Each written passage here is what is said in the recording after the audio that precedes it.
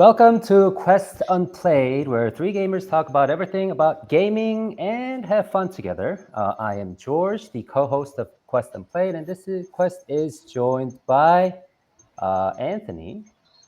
Hello, I'm here. Okay, Zach.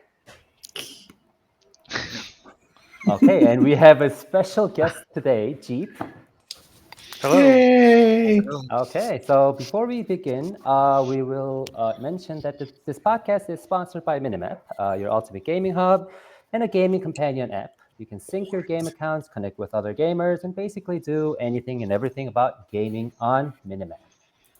So yes, we have a full house today. So should we start with introducing a little bit about Jeep first, I say? Sure. I mean, I say that, but what do you say?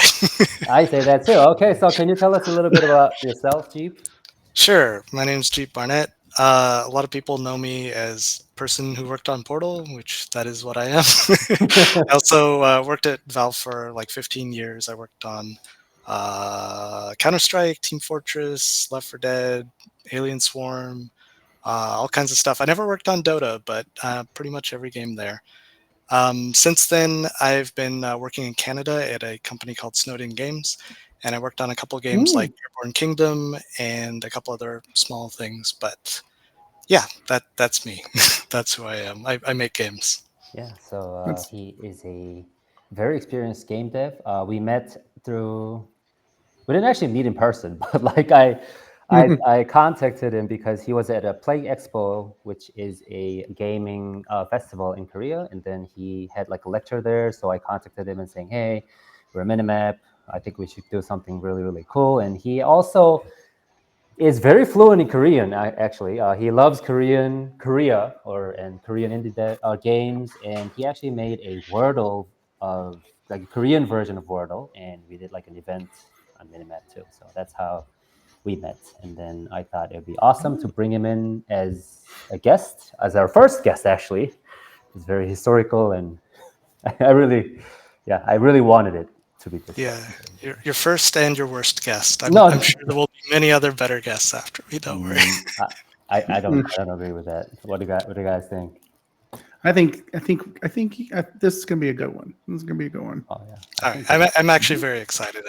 Plus, I heard Left 4 Dead I in used there. to talking in English on these types of things, so we'll see how it goes.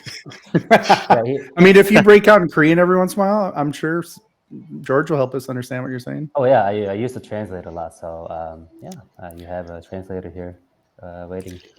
And I did watch your guys' interview with English captions. So yes, we did that. Yeah, that was very successful. Actually, a lot of people participated and got to know the game. The game is called Sangen, and a lot of people were actually very, very surprised that it was made by an American dev. They're like, "What? A Korean word game made by an American dev?" And like, but yeah, I play that every day. So Cool. Oh, Yeah, okay. that was a really fun event, though. That was a yeah, great time. it was really, really fun. So yeah, I thought it would be nice to have like we will probably obviously asking questions here and there, but like I thought it'd be interesting to have this whole like custom play like we do usual, and then like bring him or get his insights on like such topics or some games, and yeah. So this is gonna be interesting. Do you guys have any like questions before we actually start? I know you guys have a lot of questions for him. I have a lot of questions, but I thought we were going to do questions now or later. I mean, you can start a little bit, like a warm up question. If you have we a can burning before, question, I'm happy to answer anything. Whatever. The only thing I got to ask is Snowden. That sounds so familiar to me. What has come out of Snowden? So Snowden recently, they worked on Starfield. They also worked on Forza. Oh, Deus Ex way back in the day. Those are like the main bigger titles that we've worked on, but really there's lots and lots and lots of games. Snowden basically does codev type stuff. So when studios need help with a particular section of the game, whether it's pre-release and they're adding features, or it's post-release and they're doing like porting or like doing live stuff. Oh, I know, Fallout Shelter, I should say. Snowden has been doing a ton of development on that, and basically all the new Fallout Shelter updates that have come out have been from Snowden. No. Oh, cool. Yeah, a lot of. I mean, he never told me any of these, so like this is also new. Well, I heard 7 Days to Die as well. So, or I mean, what was it? Left 4 Dead. It was Left Left 4 4 Dead. Dead. Yeah, Left 4 Oh Dead. man, I was like, ooh, because that was when I was when that first came out. I think I even actually up until like probably 2 or 3 years ago, I played that game like all the time. I mean, it was just never not fun. Left 4 Dead is like, so when you work on a game, often by the time you get to the end of the game, you kind of, even though you might like the game, it's not something you ever want to play again because you've played it all day, every day. You played it so much. Left 4 Dead is not that game. Left 4 Dead is a game that I played a lot after it came out and just really enjoyed. So yeah, one of my favorites. So much for playability for that game. It is. Well, thank you for helping build that. Yeah. It's fun to work on. I like my zombie games. Awesome. That was a really good question because I never actually asked him personally like what Snowden did because like I didn't want to be like bringing in like work related conversation after he gets off work. Like right after he gets home, like I would ask him, "Oh, what's Snowden?" Like, I've just heard of that before, and I'm trying to piece it together, but I don't play any of. I mean, I did play Forza on Xbox, but I can't remember. I didn't play the other ones, but I was probably trying to think of as any indie games because I play a lot of indie games. So I think there are some indie games that we've worked on. I'd have to think about it. Nothing's coming to mind off the top of my head. Hey, that's good. I mean, at least there's enough that you can't like name them all. So that's good. So that's right. There's dozens and dozens.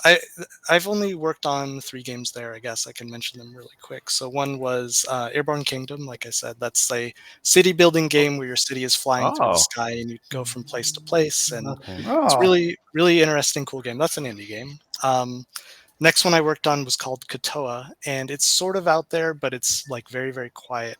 Basically, it's a environmentally friendly game where people who play the game, the more people that play it and the more time they put in, the more they raise money to save the oceans.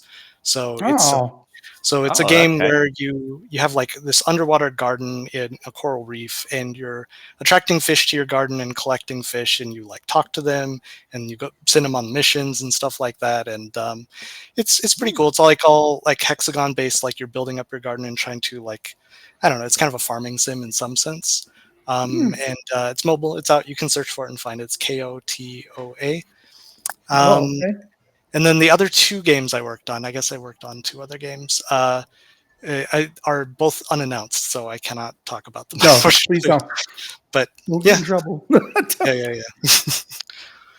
Yeah, awesome. So, did you have any questions before we start, Anthony? I know you have questions. I'm actually shocked. Like, so you work on Starfield, you say?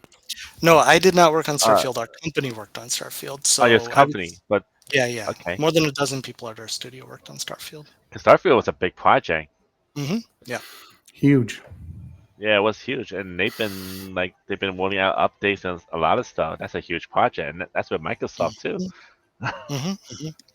Yeah, and I'm sure, like, I don't know the details of Starfield super well because I didn't work on it directly, but games of that size are generally worked on by lots of different companies all in combination.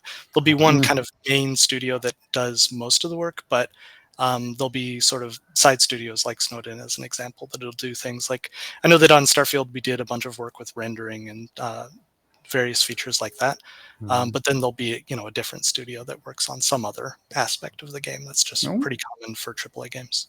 Wow. And of course, wow, that's a lot of studios. If you think about it, like everyone has a little part of the project.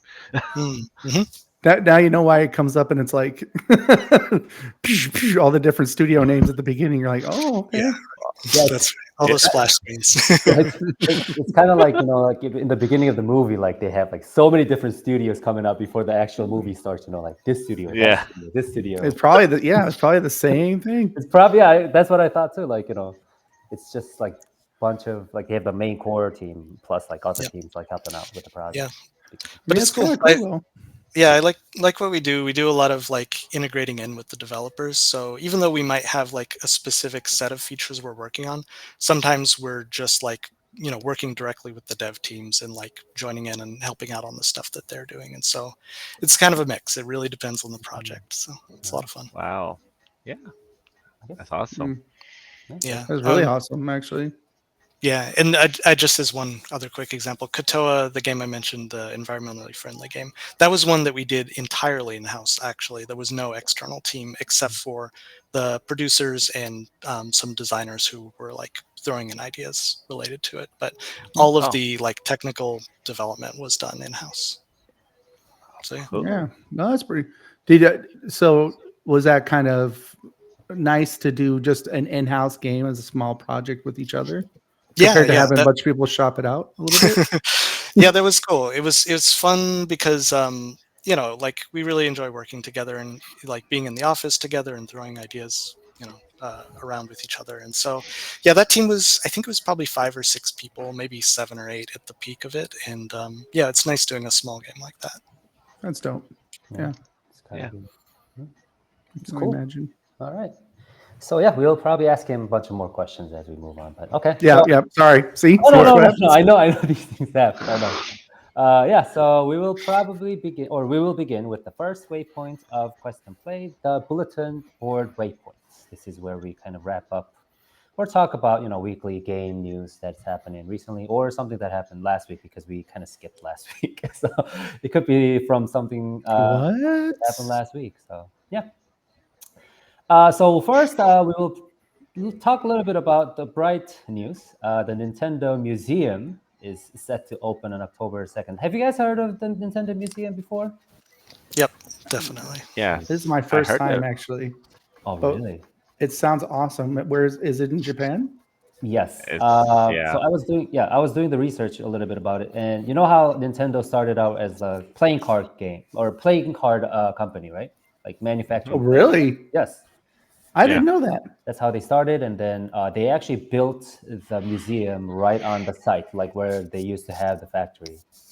Wow, that's actually really cool. Yeah, so it's like basically like it's built upon like its history of like its foundation of the company. I thought you were going to say they made a playing card game for Monopoly for Mario. I was like, what? I want to get on that.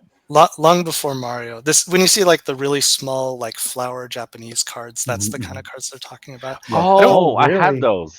In Korean it's called hatu. I don't know what it's called in Japanese, but it has a different name. Oh.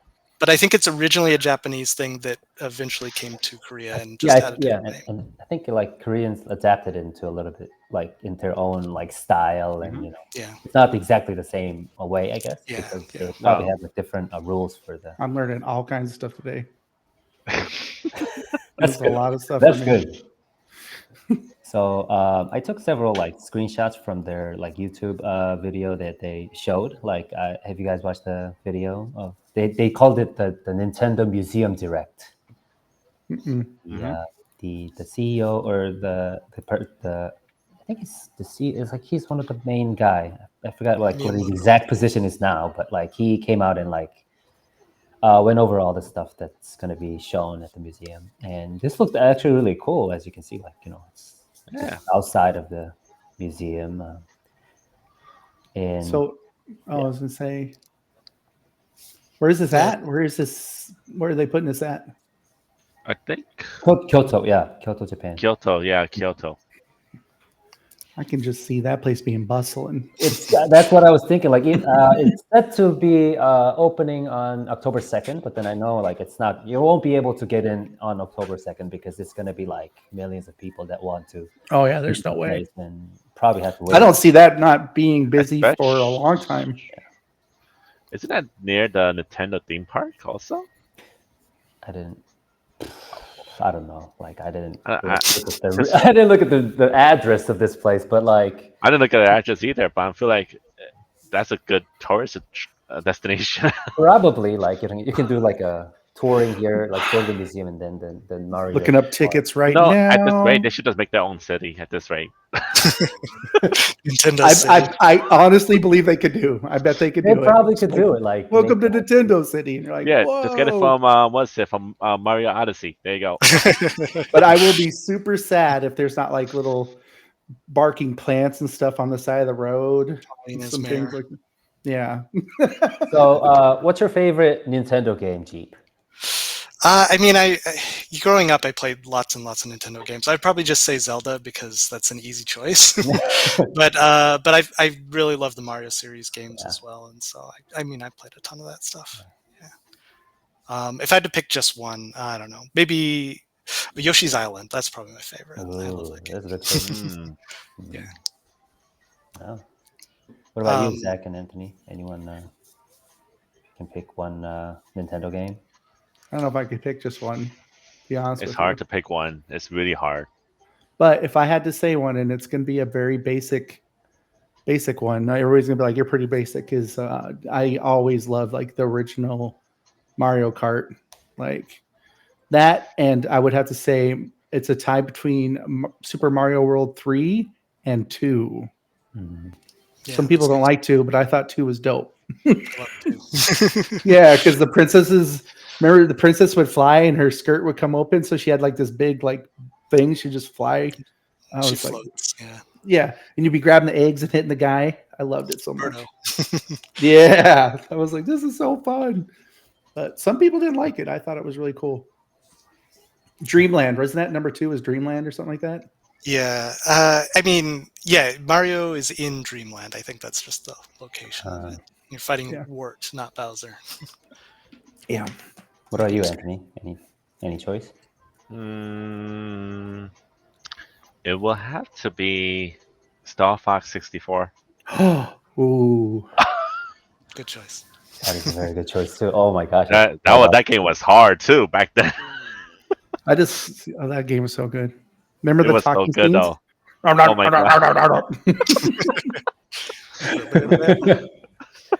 Like, get out of there, Star Fox. But yeah. Anybody remember Star Fox on Nintendo 3D or VR, the original VR? Oh, I never played that Star Fox. I don't know if it was Star Fox, but I didn't play that. I played Mario Tennis on there. That was really fun. Oh yeah, Mario Tennis was fun. Yeah. It was like a small green version of Star Fox, really, because the VR wasn't the greatest, but he had the little wings. It was pretty cool. Yeah. So I didn't own one. I played it in a supermarket. So in the video, they were showing these giant controllers that you can play on. That was like super fun. Like I have this here. This one. Yeah. This one has this giant controller. Actually, like very. One person worked the buttons. The other one hit the cross. Yeah, exactly. It's actually Miyamoto on the left. Yeah. So it's. What'd you say? Some teamwork. Yeah. That's how you lose friends right there. I said jump. Imagine playing that and what's it? Super Smash. Oh no, gosh, that's gonna be a disaster. Oh gosh. But yeah, so this is how it's gonna look up from outside. I love it. I think most of the touches are like finished, almost. Just like waiting to like refurbish here and there. I think, and also they had like you can actually like hit baseball, like like swing baseball bats there and do some like fun arcade stuff. I mean, it is a museum, so you can obviously see a lot of historical stuff there, like the old versions of the Nintendo consoles and all that. So I mean, when I get off, I'm gonna look up this playing card stuff. Yeah. There's one other thing I wanted to shout out about this is recently I went to this museum called the Strong Museum of Play in Rochester, New York. And it's called Strong because the woman who founded it, her last name is Strong. But Museum of Play, and it's really, really amazing. It has like not just like video games, but it has like board games and it has toys and it has like traditional games like tag would be an exhibit or like whatever. Like literally just like play, like any kind of play. And like one of the really cool things about it has a lot of interactive stuff too, but it has a lot of like in-depth talking about like the creators who made the stuff. And so anything that they have on display, like for example, they show like Monopoly and they show like all the versions of Monopoly before Monopoly, because there was like this game, I think it was called like the Landowners game or some Landlords game, which was made by a person. Yeah. And so like it just goes into all the history of the people behind stuff and really focuses on the creators, and such an interesting museum. But it's like if you're like kind of close to Rochester, like if you're in New York or Pittsburgh or like Toronto or I don't know, like if you're going to Niagara Falls or something, like it's totally worth just like driving like 2 or 3 hours to go there because like you could spend the whole day there. It's a really awesome museum. That's really cool. Yeah. That's Yeah. that's awesome. I think the know. Nintendo Museum will also kind of like give you like an insight of like who's all behind like every like game or like what happened to them, like the history of it. And I think that's going to be really, really cool because like we know a lot of cases we just like play the game and say, oh, this is really fun, and that's about it. But we don't actually think about like all the thought process or like all the development processes that have been implemented to make this happen. There are probably a lot of things that happened before. So. Seen a lot of, there's been a lot of really good shows though on Netflix that are like real life show documentaries talking about game, like how video games are, like the history of video games and stuff like that. And it's like super fascinating. Did you guys ever see the one about where they talk about where video games came from and who made the first cartridge? And yeah, I watched that doc. It was really, really cool. It was like in several different parts. Like it was like 6 or 7 part miniseries, I think. Yeah, it was I really great. liked it. Yeah, I don't remember the title. The guy who made cartridges first, he was actually African American, and he didn't get no credit for it because he made it for a console that was much like Atari, but Atari came in right after them and swept them up, and so a lot of people, it was like called Channel 76 or something like that. So it was the name of the console. I just thought it was pretty fascinating. I was like, wow, I can't believe there was so many things before Atari. Besides Pong, you know what I mean? Yeah. So like, okay, I guess like I can kind of ask you this, but like, is there any? This is probably on like Google and Wikipedia, but like, is there like a fun instance or like, do you remember any like fun stories behind when you're making Portal? Like, how everything kind of started or like why? Because like some people probably don't know about it. I know this.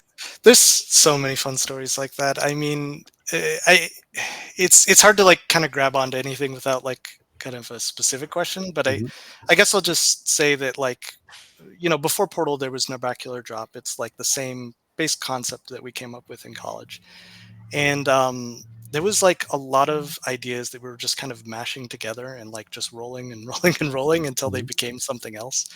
And so I don't know, like we'd been thinking about like, how can we make a puzzle game? And we'd been thinking about like the Portal mechanic itself, but it wasn't in a Portal game. It wasn't in a puzzle game. It was in like a different type of game. And we sort of like combined those ideas and like eventually it just turned into Portal. But yeah, I don't know. I'd have to think about it a little bit. If something pops up in your head, you can share it. Oh yeah, definitely. I just have one question on that. So sure. I heard that Valve came to like a showing or something like that you had at your college and just swept you guys up. Like, no, you're going to work for us now and make this game. Didn't quite go like that. I guess I'll give you the medium length version. But basically, yeah. So we, like everybody at Digipen, which is the college I went to, it's a game development school in Redmond, Washington. We were kind of doing presentations about, hey, here's what we made, and companies in the area would come by and like meet and greet. We would give business cards and be like, hey, we're graduating soon, remember our name or whatever was kind of the idea. And so Robin Walker from Valve, he came to where we were showing our stuff and looked at the game, and he was like, what about this, what about that? And he had a bunch of like really interesting feedback about like what he thought was cool about the game and what he thought was bad about the game also. Like he just gave really useful feedback. And so like we were getting ready for GDC, the Independent Game Awards, the student game section of the Independent Game Awards. And, we had like a month left to make changes to our game. And so we had like made some changes based on what Robin said. And we emailed him and we said, hey, you had a bunch of really great feedback. Like, is there anything else you can think of or anything to be useful? And he responded and he said, I already told you what I thought of your game. I don't have anything to add, but like, why don't you come, bring the game to Valve and like I'll give you a tour of the studio and you can show the game to a couple other people there and they'll give you feedback. And we're like, okay, like that sounds really awesome because, we're huge fans of Valve. Yeah. And so, yeah, we gave a presentation at Valve and a bunch of people, like there was probably 10 people in the room or so, and they were all watching and they, got excited and they were like, "Oh, this is really cool." Had a bunch of useful feedback, and then Gabe was like, "Hey, do you want to make this game at Valve?" And we are like, "What? What does that mean?" Because our intent was like we just get to like go and walk around the Valve office and say hi to people, and so we were like just totally like caught by surprise, basically. That's super cool. But yeah, I don't know. Like a bunch of us already, like we were working at other companies before we even graduated, and so we had to like go to our boss and be like, "Hey, there's this thing that came up." like I was working on a game. We had like 6 months left in development. I was like, "Is it okay if I go to work for Valve after I finish this game?" And they're like, "Yeah, that's cool." I'm like, "Okay." So yeah, I was actually working at Valve and that company for about 6 months overlapping. So it was fun. Oh wow! Wow. Yeah. Not much sleep. That's my question. Like, where did you need sleep? Like, yeah, I mean, fortunately, it was like a work from home job, and so like I was probably doing, I was doing 8 hours at Valve, and then I was doing like maybe 3-4 hours a day work from home at the other studio. That was Sandlot Games. It was a fun job too. Oh yeah, Sandlot. Okay. awesome. Yeah. Sorry, I've just been talking. No. I love That's why we're. like, Yeah, I asked the question because I always heard that story. So I always thought it was pretty cool. I was like, wow, just getting scooped up by Valve. yeah, it was cool. I mean, like, I really love Valve. They had really good foresight in the sense that they were like, we should hire the whole team because the whole team is what produced this thing. And like that's just really smart thinking on their part, because I think if it had just been like, oh, let's just get one person from this team, or like let's just try to make that on our own and not bring in the team or whatever, they would have been a completely different result. And so it was really cool that they like kept us all together. I mean, like, I had a job at one place, but some other people were working actually at Nintendo and some other people were going somewhere else. We'd already kind of like scattered apart, and they like brought us all back together to make another game. And so I'm like really thankful that That's super cool. That is actually that's good, smart thinking. Was Gabe involved or at all? Oh yeah, Gabe was involved for sure. Not necessarily in the development itself, but in that process of like saying, bringing hey, let's hire everyone these back people. into the Yeah. That's awesome. Yeah. That's cool. So that was a really, really good story. I really love it. Yeah. Sure. Yeah. So we'll probably ask him a couple more questions in the way, but let's move on to the next game. This will probably take like 2 hours to do the whole thing, but anyway. It's all good. Second me. that we wanted to share was that Tango Gameworks is getting picked up by Krafton. This is news that happened last week, but that'd be interesting to bring up this news because we all love. We do, right? The Hi-Fi Rush. I loved Hi-Fi Rush. Was a beautiful game. Yeah, I was after playing that game and then hearing they let them go. Yeah. I'm not gonna lie to you, I was in shock. That's what I was thinking too. Like, I was like, "How? This game is so good." I was like, "You guys are crazy. There's no way." So that's my 2 cents on it. I was like, because it was, I loved the shading in it, and I loved how you had to. It was a rhythm game, but it was also a fighting game, and it had a good story. This is good all around. It's not normal, but whatever. I'm not a boss, so I don't know how that works. Yeah. So I was also shocked because like after they let go of, I actually wrote an article of this, but like after they let go of Tango Gameworks, they were like, one of the CEOs or upper people from Xbox that like we need like indie game that becomes successful, and like you just had it and then you just like let it go, and then you're saying let like, it go. You need another one. I'm like, what are you talking about? It even won a Game Award. Yeah, and then I was like, so you guys don't want to pay too much money? It was nominated, make, like something great. So, like, I was just, I don't understand. I mean, they also made Evil Within also. Oh, okay. Oh, that was a game too, actually. Yeah. So. And they did what's it? Ghostwire. Tokyo. They did that one too. That was the supernatural horror one. Okay. All I can think of is the mask for the cover. Yeah, really iconic art style for sure. Like you see it, you know exactly what it is. I guess with all 3 of those games, well, Evil Within, I mean, mostly like I'm thinking of the marketing material. Like I can picture that poster of Evil Within in my head like instantly, and like same thing with Hi-Fi Rush and stuff like that. Yeah, it was. I don't know, but super happy they got picked up by somebody else. To be and honest with you, I think Krafton said And- like they wanted to let them like give them freedom, like so that they can actually keep working on Hi-Fi Rush or whatever other. I know like the rights to the game, like Xbox still has it, like Microsoft still has the right to Hi-Fi Rush, I think, but they can like I don't know make something else. That's well, they acquired the rights with them when they took them over, or I don't know how long that's going to take. yes. I But let don't me know, see. actually. Oh, they. Oh, sorry. I was wrong. Yeah, they acquired the team as well as the IP. Sorry, I was mistaken. But you can still play Hi-Fi Rush with Game Pass. Yes. Okay.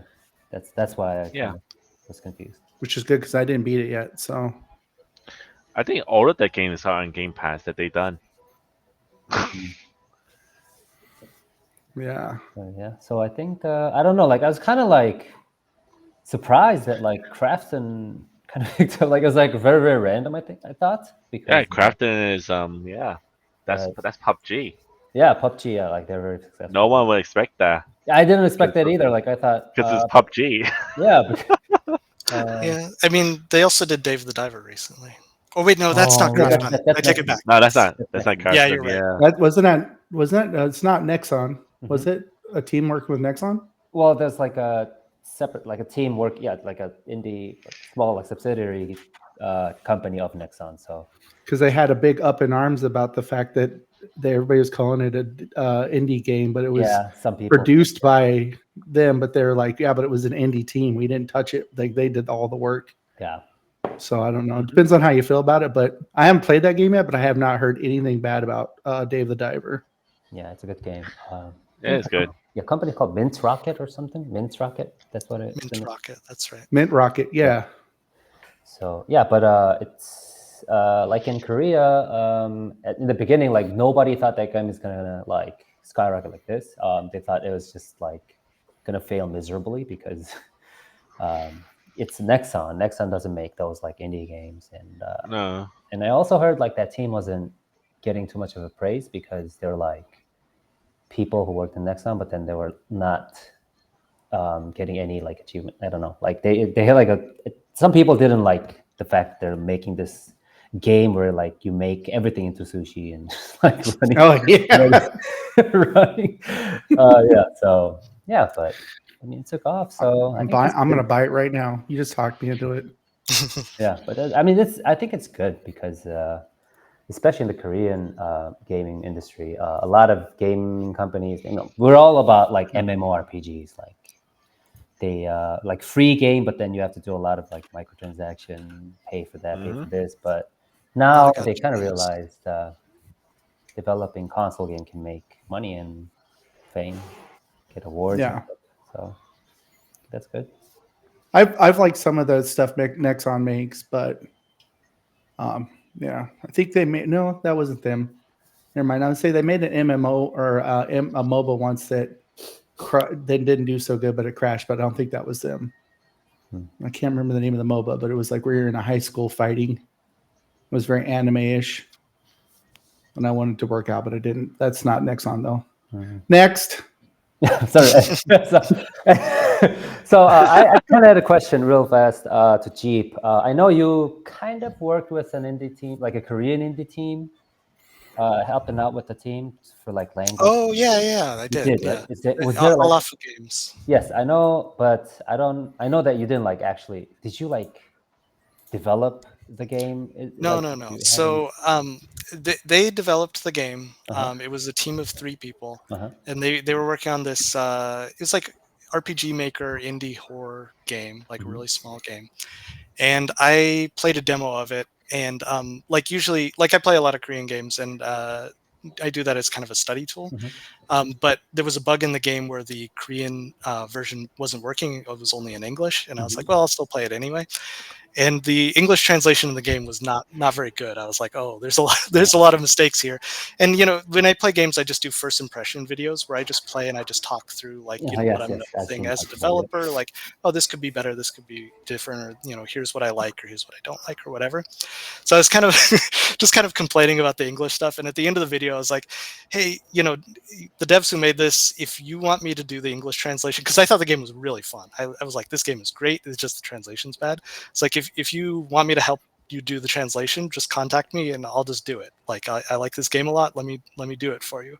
And so they did contact me, and I was like, oh, okay, that actually worked. And so they just sent me the script of like, here's all the text in the game. Originally it was just the dialogue. So I went through and I did all the translation for the dialogue from Korean to English. And then the game came out. I think it was in early access first, or maybe it was full release. I don't remember. And there was people saying, "Oh, there's still some problems with the English." And I'm like, "Oh, actually, they only sent me the dialogue. They didn't send me the descriptions for all the items and like all the like other kind of side things in the game." I was like, "Send me that stuff too, and I'll fix that too." And they're like, "Okay." So they sent me that, and then like maybe a week or two after it came out, we did an update where like that stuff all got fixed. So I did that, and I just told them, you know, it was really fun working with them. I like those guys. I did an interview with them, and then I played through the whole game just to see what it was all about. But I told them, if you ever do another game, just contact me again, and I'll help you out. Just let me know. And so they were working on a new game that actually just came out.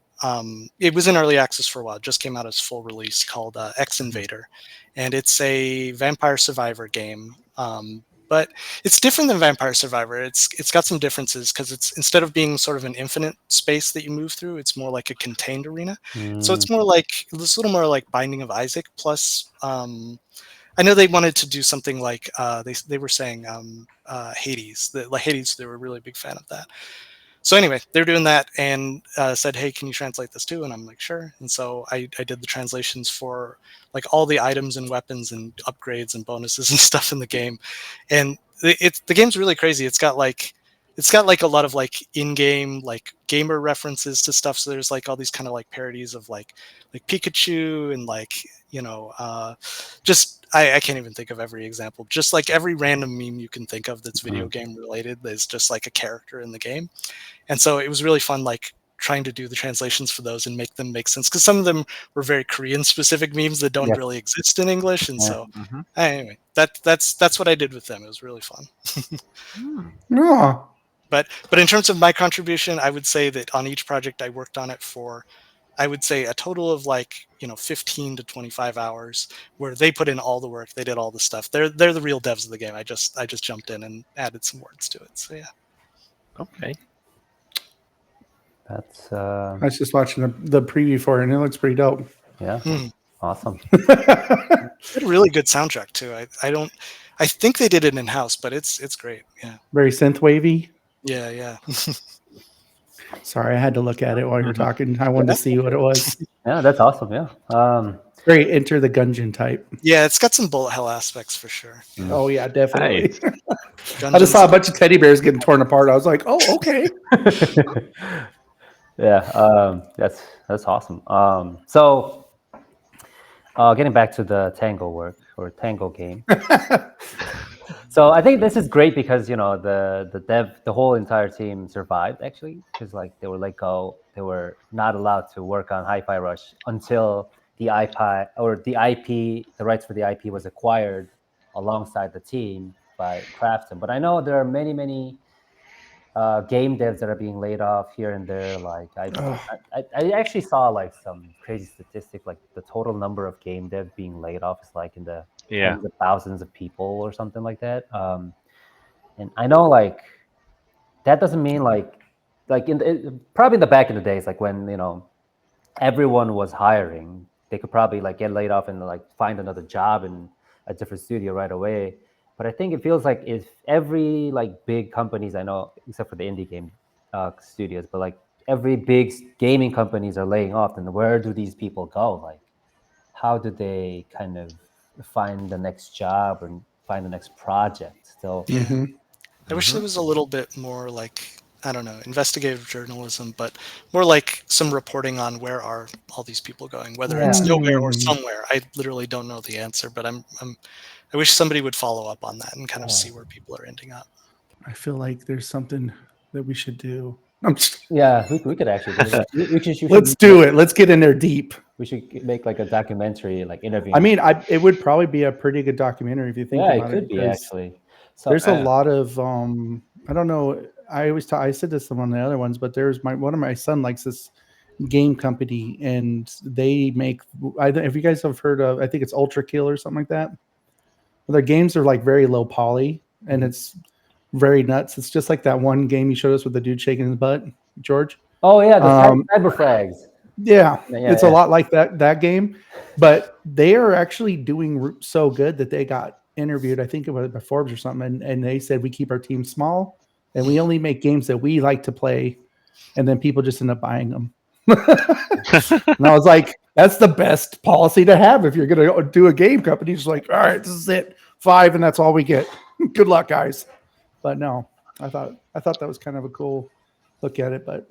I think that would be an interesting documentary to kind of find out where people have gone or find devs that have been working the same place for a really long time and see what that company's doing that others aren't, you know? Mm-hmm. Yeah. Mm-hmm. Pretty cool. All right. I'm sorry. No. I do want to say one thing though. That Tango thing is pretty cool looking.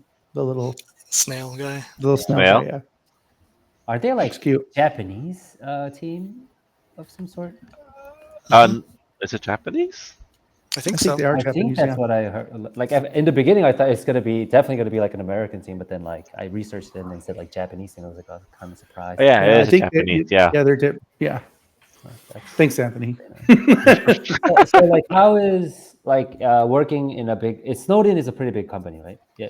It's about 200 people. Okay, so that's comparatively, I guess, a little bit big indie game style company, but. How is like the work, like game devs feeling about all the layoffs? Like, how is the mood of this?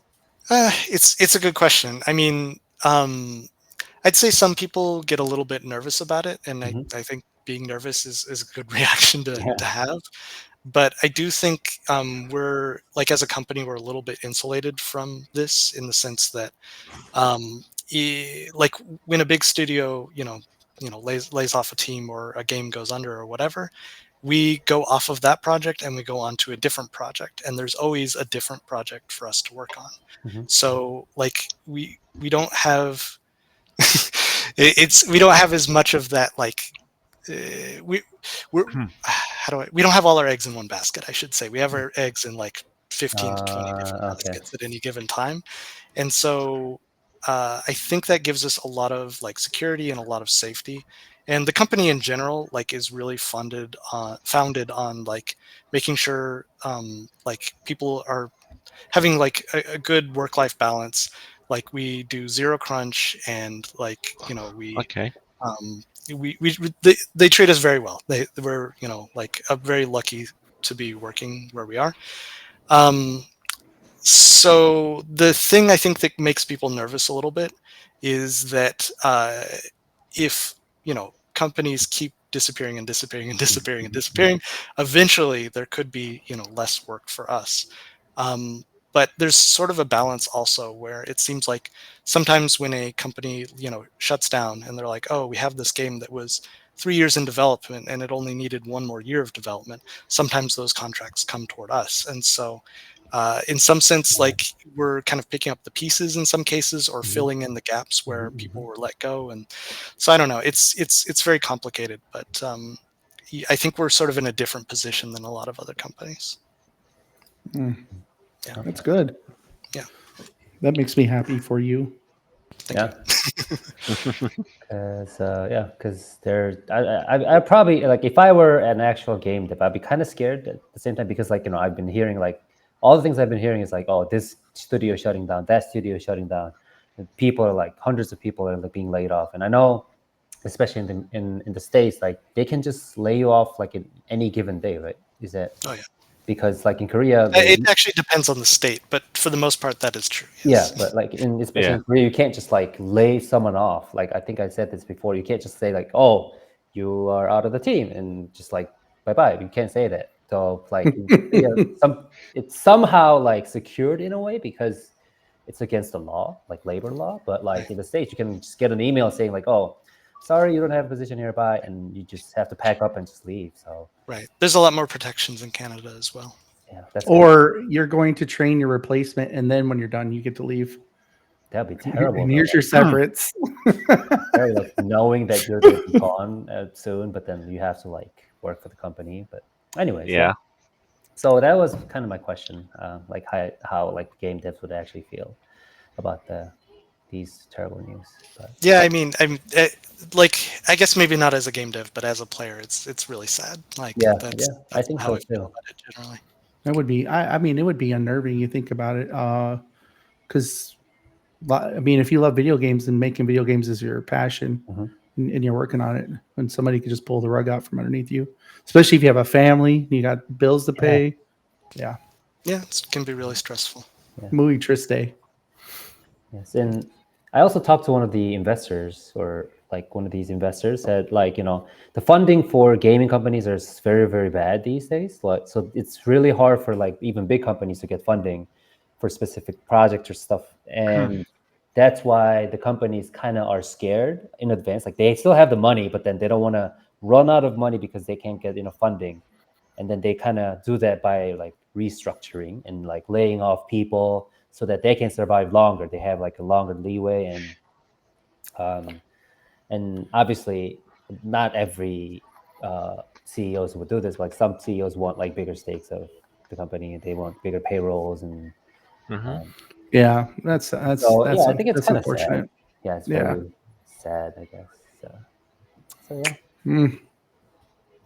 Yeah, so yeah, let's move on to the next. I kind of wanted to talk about a little bit about this, but like game. I mean, obviously, Gamescom or Gamescom is happened yesterday, Conrad, right? started today didn't it? Today. Or like 2 a.m. Well, I don't know what time it is there. What time to start for you there? Somewhere there. So like, did you guys watch the online? I haven't seen anything yet. I just got home when you guys messaged me. In fact, I just got out of the gym. Oh. But I messaged you guys, but Anthony answered me, and I said, "Hey, is Gamescom on right now?" Because I saw all these blocks of this is at 1:00. This is and I was like, "What?" And then it made sense because it's in Germany. Yeah. So, and I was like, "Oh, that's," because I was expecting to come home and be able to see some of it before. Whatever, because I wanted to see No More Room in Hell too. Yes, that was announced. Yeah, that trailer and stuff. And so that's why I messaged you guys. And Anthony's like, oh, nope, it's already going on. I was like, got me again. So what about you two? Did you guys watch any of the trailers, or did you guys see anything interesting? So, a few things. So, I'll shout out a Korean game that I saw, which is Telebit. I've played this game, or at least I played the demo of the game. It's like this 2D retro platforming puzzle game where you can like teleport from one side of the screen to the other, and like that's basically the game. But it's really cool. It's got like this crazy, very crazy, like kind of psychedelic sort of pixel art, like color palette, and it's got really good soundtrack and stuff like that. It's a fun game. So I will shout that out. The other things that I noticed, and mostly it's just like, sequels to stuff I've played before. So there's like Little Nightmares, which I loved the first game. I never got around to playing the second, but I do want to play it. And now there's a 3 coming out. I saw Overcooked, which I love the Overcooked games. And then one game that I saw a talk on at GDC is called Once Upon a Jester. It's this indie game where I guess it's a point and click adventure. I think I haven't played it, but it has like this really like silly, like really funny dialogue where a lot of it was just improvised between the devs, where they would have like a scene they want to do, and the devs would do an improv scene, and then they build the game based on the improv they did. And what is the name of this game again? Once Upon a Jester. On a Jester. Yeah. Sorry, you keep going. I'm looking things up. Yeah. So that was the ones that like jumped out at me. But oh wow, it's $6. Yeah, it's been out for a while, I think, but I think they're still promoting it. So yeah. Oh, it does look really cute. I love the art style. Anything you want to shout out to, Anthony? I saw a lot of cool stuff. I mean, it's Gamescom. There was just so much. I mean, like I said, they teased a trailer of Borderlands 4. Oh yes, they did terrible on the movie though. Well, I think they did that because to promote the movie. Well, that's the first thing I thought about when I saw the preview, and I was like, right after how bad that movie did. I just didn't know how to feel. Like I was like, oh, okay. Or maybe it's the other way around. They kind of did the movie so bad to promote the 4 to make it like even This look is better. way better than the movie. I don't know. Sorry. I mean, I heard bad things about the movie, so. But one thing that really caught my attention was this new thing that was announced called Secret Level. It's an anthology of a bunch of games into a 15-episode miniseries that's gonna launch on Amazon Prime. So it's basically just telling the tapestry of iconic games, basically, that with their unique. And so they all put them in like together. Do you remember on Netflix there was a thing called Love, Death, and Robots? Yes, I know that. Yes. Wait, what So is it? Love, Death, and what? Robots. Oh yeah, I love Death, and Robots. So it's like, similar to that, but this one would be this video games. So you got like iconic video game characters like from God of War, from Warhammer, from like what does they have? Like it was like so fast, like you didn't know what was going on. They had Dungeon and Dragons, so they had all these studios to work together to bring these characters into this anthology series. So it's supposed to come out December 10 on Amazon Prime. like the gaming thing. It's called Secret Level, the anthology. So it's like a 15 episode. Oh, it's like a show. Yeah. Yeah, like okay. every short's a different game, I guess, or maybe there'll be some crossover, but it sounds like a series of But shorts. you saw like Mega Man, you saw Pac-Man, you saw Armor Core, like all these like Unreal tournaments. It's like You had me at Mega Man and Pac-Man, sir. But they did this, and I'm like, wow, this is cool because the trailer it looks fantastic. You would never expect that. Like I think that one caught everyone's attention more than any of the game trailers. I could probably see. I'm checking that out after the show or after this podcast. But yeah, I'm all like, why didn't you tell me about this earlier? I'm kind of sad now. Yeah, we can check it out after the. I think this kind of is a little bit of an extension from what we said from the last episode, because like a lot of the games are coming into the media, like made into movie, made into like TV shows, I guess. Having it's kind of like Avengers, like, or I don't know if they're like fighting against like a big evil monster or boss. Yeah. Or like it could be like everything brought together, like multiverse or all these crazy, different characters bringing into one place.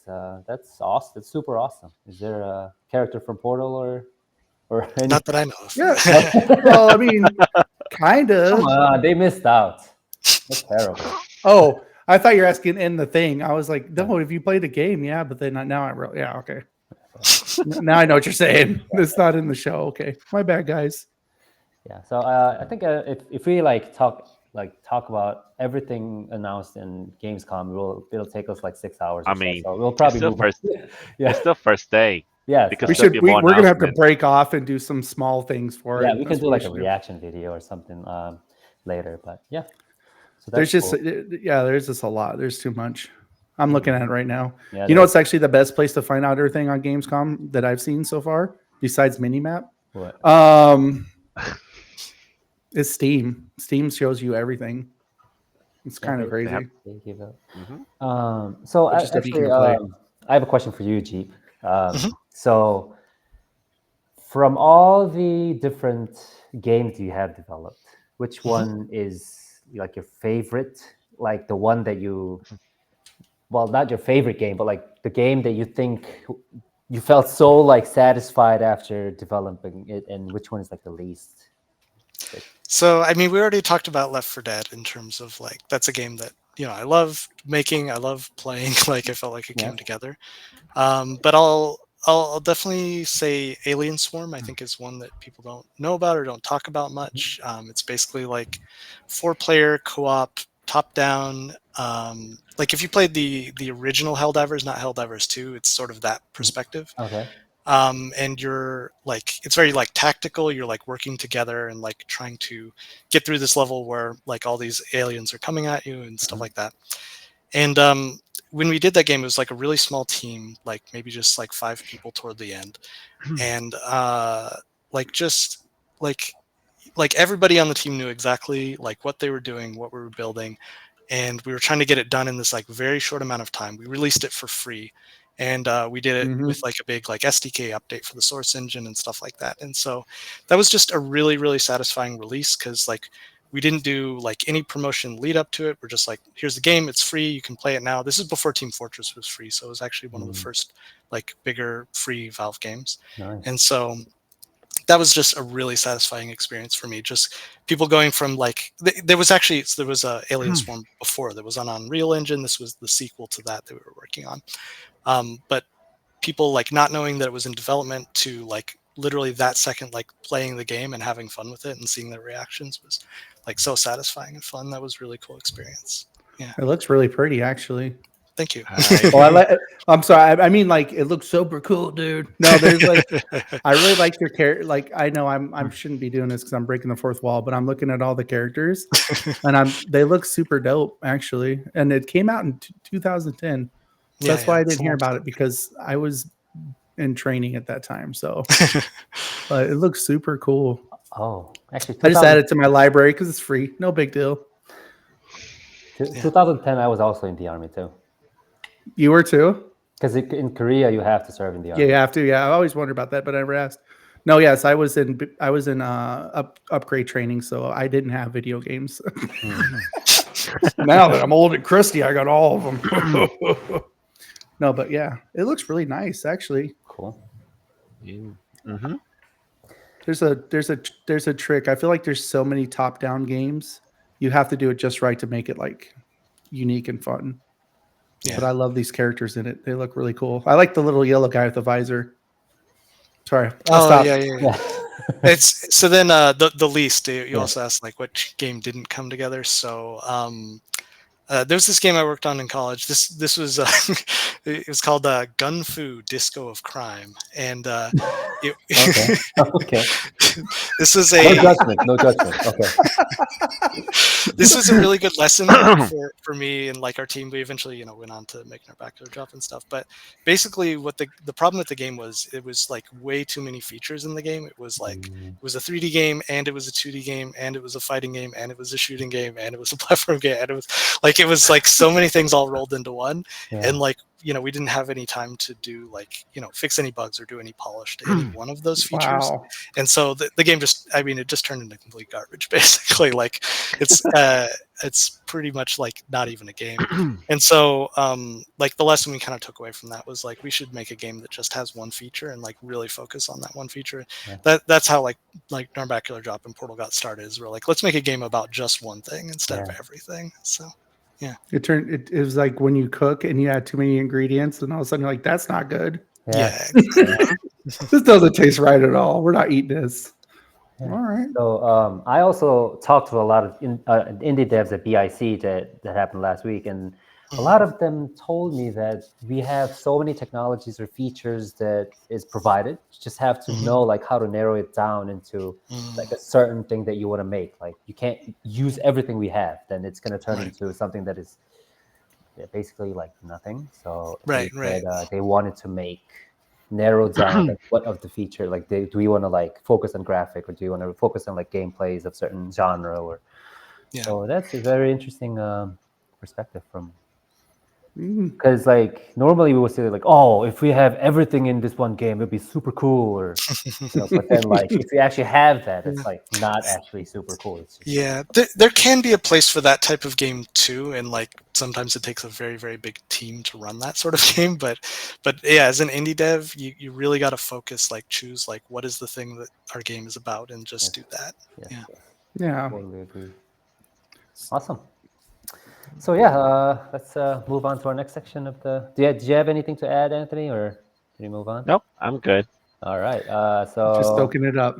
What we do after the bulletin board section is that we go over the new Game Waypoint, where we talk about something that is coming out this week. I don't know if we'll have enough time to do every single one of them, so we could probably do a little bit of the highlight plus maybe. I got all night. Let's just do this. We don't. Okay, so you guys ready to go over the list? Yeah. Yep.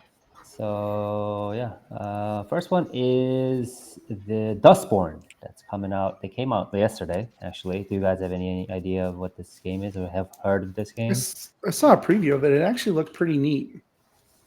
Yeah, I also saw the preview of it. I really like the art style too. Like it's kind of like Borderlands style graphic. They have one free demo, so they have a free demo. So you could, if you're not unsure, you could try the demo. But it looks really cool. You're on a trip with your friends across the thing, and everything goes crazy. Yeah, yeah, that's the basic gameplay. Yeah. Yeah, pretty much. I like that kind of art style though, because it reminds me a lot of like the shading reminds me a lot of like Telltale games and stuff, and I like that kind of look. Mm. You know what I mean? So cool. Yeah, totally. That's all I got. Yep, that's all I got. Anything you guys want to add, Anthony and Jeep, or no? We can move on. Oh, I'm good. Keep going. Okay, let's go. Okay, Wukong, we have to talk about this. Yeah, so what do you guys think about Wukong? It's already out. I think it's mostly positive for the Steam rating, I believe. Pretty high positive. Yeah, so I know people have been waiting for it forever. Yeah, and it looks beautiful. It's fantastic. Yeah, And for someone that's played a lot of MOBAs, I think almost every MOBA I've ever played had a Wukong character in it. Yeah. So, so it'll be good to see how how the game, works with his whole methodology and stuff like that to give us an experience. You know what I mean? So like my team, actually, I was talking to my team, and then they said like it's kind of odd that people know the story behind Wukong, because it's not like a famous or well-known like IP or story. So we were kind of surprised by like how many people actually wishlisted it and wanted to play this game. But I think the game itself looks pretty awesome. The action was pretty cool. Yeah. So did anyone play this game yet, or no? No, not yet. I only saw the gameplay on like some people were like doing streaming and while playing this, obviously. So I think this is more like a God of War style game. No, it's more like Souls. Well, they actually said it's like an actual. They kind of got inspired by God of War. They said, like one of the developers said, I think. Oh, because people have been comparing it that this is the sequel that we needed. Oh no. Okay. What happened? Oh, you disappeared for like a split second, at least on my Oh, screen. really? That's weird. Yeah, that's good. That's okay. Oh my god! We came back. Yeah, Anthony is back. Everyone, don't panic. Welcome back, Anthony. Yeah, so I think I probably have to watch like how people react to this game, because I don't think they have enough like reviews yet compared to like how many people have wishlisted it. So, but we'll wait. At least they haven't negatively bombed it yet, so that's good to know. Yeah. So it's a good sign. Next one is Mika and the Witch's Mountain. I don't know too much about this game. It looks pretty. It sounded like Ghibli animation style game. Oh yeah, it is similar. So, what are you guys' favorite Ghibli studio movies? I like Porco Rosso a lot. Which one was that? Porco Rosso. Oh, okay. Oh. And, wait, Porco Rosso is Princess Mononoke is great. Yes. That one. Oh yeah, I love Princess Mononoke, even though it kind of creeped me out a little bit.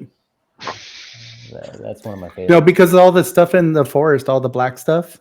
Yeah, it does. I was like, it's so everywhere, gross. But yeah,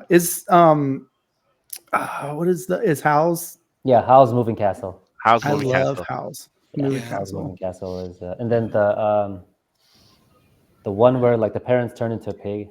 Oh, Spirited Away. Spirited Away. Yeah. Oh yeah, Spirited Away. Yeah. They have a different name in Korea, so. So this one actually, they compare it to Kiki. Yes, the Kiki. Yeah, the Witch Deliver. I don't know, like the exact. The Witch Delivery Service. Yeah. I actually saw that movie, but I didn't get it too much. It was very, very short, and it was just like, I don't know. I didn't get it too much. I don't know. It wasn't my favorite Ghibli. So I always feel bad saying this, but it always reminds me of like anime and Disney getting mushed together. His movies, like Yeah, you just can think how the about it. stories are so that it's like Yeah, I don't know, I really like them. I think Ghibli studio like movies are usually about like nature and like how we can coexist with the nature as like human beings. Yeah. It's cool. Next one is Concord. Oh yeah, Concord. Anyone? Any thoughts? I have no thoughts on this one yet. It's like this is a MOBA. It's basically like Overwatch of Sony's version, I think. Ooh, it's $40. Sorry. Yeah. It is $40. I saw the trailer, and I mean, it looks fun, and yeah, it's pretty fun, and it's gonna be good. I mean, only PS5 and PC, so you need. It's kind of. It looks like what's that one MOBA they tried that was first person kind of, or third person. Kind of the same. There's too many of them. Not Smite, the one before that everybody wanted to bring back the time. Huh? Monday Night Combat? No. There's a million of them. So yeah, no, you're right. You're right. I'm trying to think of it. Somebody recently brought it back, but there was like a bunch of people trying to make the same game of it. Yeah, Star Wars really weird. Star Wars Outlaw is out. I think that one is. I love Star Wars too much to play that game. I'll be honest with you. I don't know how to feel about it. Yeah, but yeah, Concord. I don't know. This is like Sony's next big project, so I think. I mean, it's on Steam. Yeah. It's got a positive 23 reviews. That's good. I think those are like testers or pre-registered people. But yeah, I think it could be fun.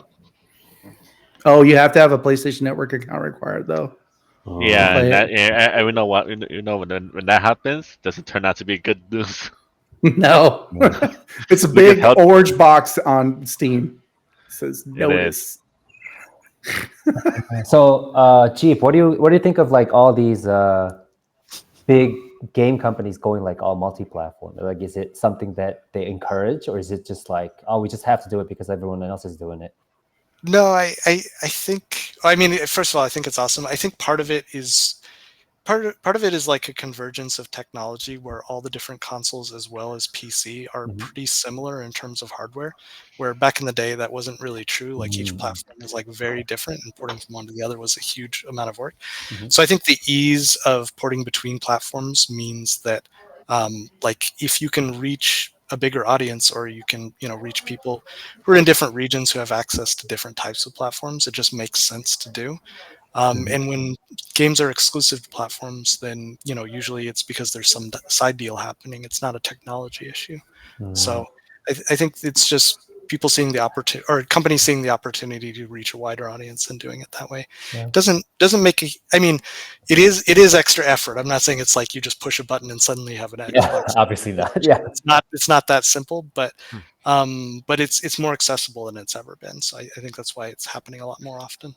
That's good. Yeah. So I think Anthony had a question about alongside this question, what your favorite engine is like.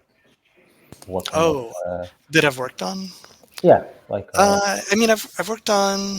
So right now I'm working on an Unreal game. Before that, I was working in Unity.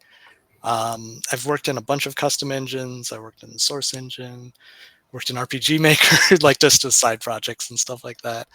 I don't know. They're all different in different ways. It's not like I don't want to pick one because I just don't like want to make somebody sad about something. But like, honestly, when I'm making a game, I do the same thing. I don't really think much about the engine that I'm using. I just think about like what is the specific feature, or what is the specific gameplay that I'm trying to accomplish, and how do I do that using the tools that I have.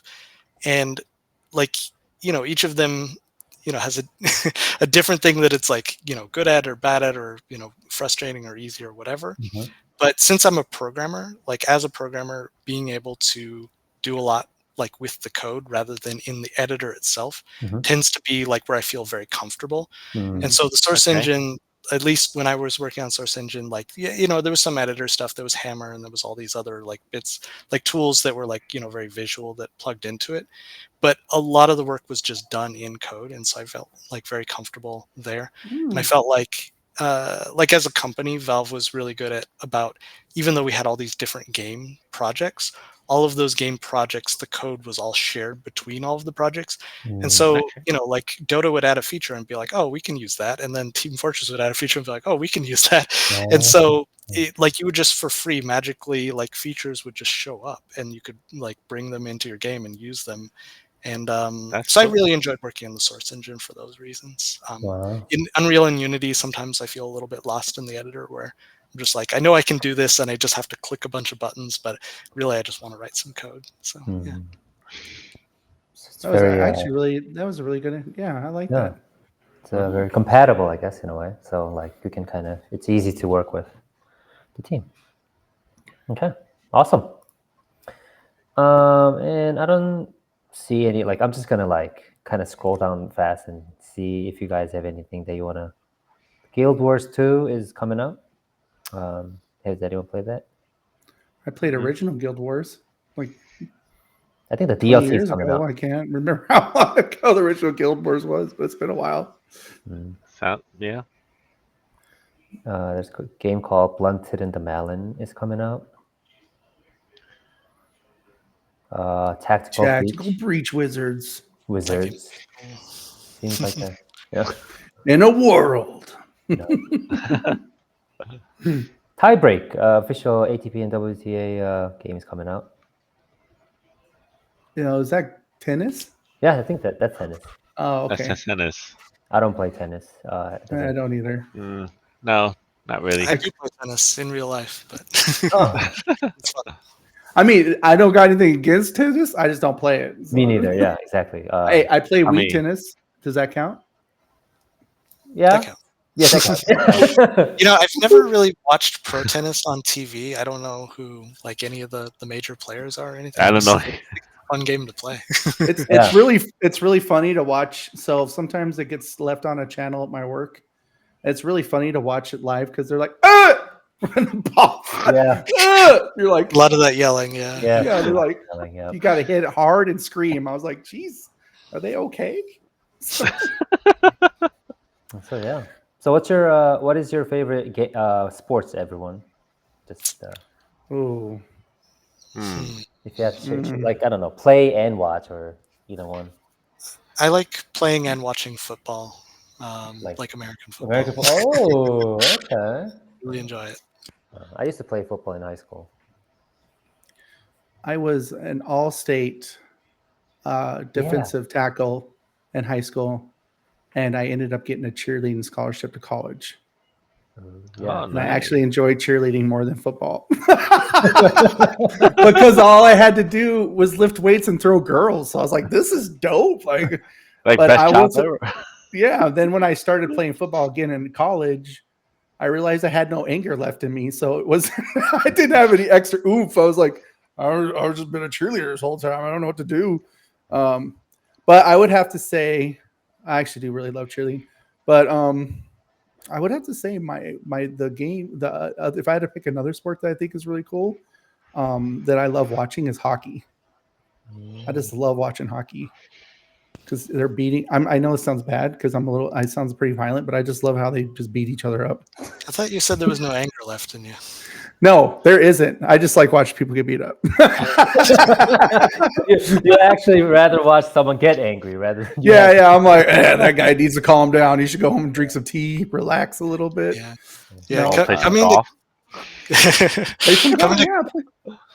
Coming to Canada, it's crazy how huge hockey is. I mean, I knew that it was big in Canada, but like I didn't know how much it was. Like it's funny. So like on Easter, when you go to the store and there's like chocolate bunnies and stuff, there's chocolate hockey players.